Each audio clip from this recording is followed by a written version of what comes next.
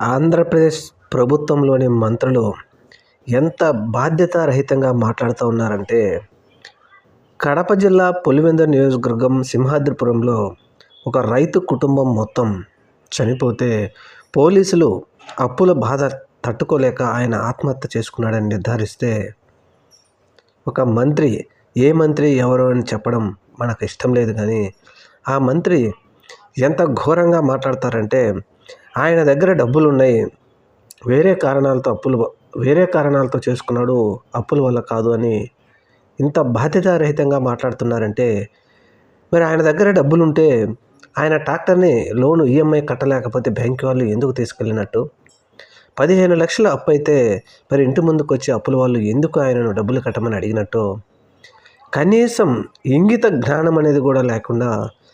మనం ప్రభుత్వంలో ప్రజాప్రతినిధులుగా, రాష్ట్రానికి మంత్రులుగా ఉన్నామనే జ్ఞానం కూడా లేకుండా మాట్లాడుతున్నారంటే, ఇంతకంటే ఘోరం ఇంకొకటి లేదు.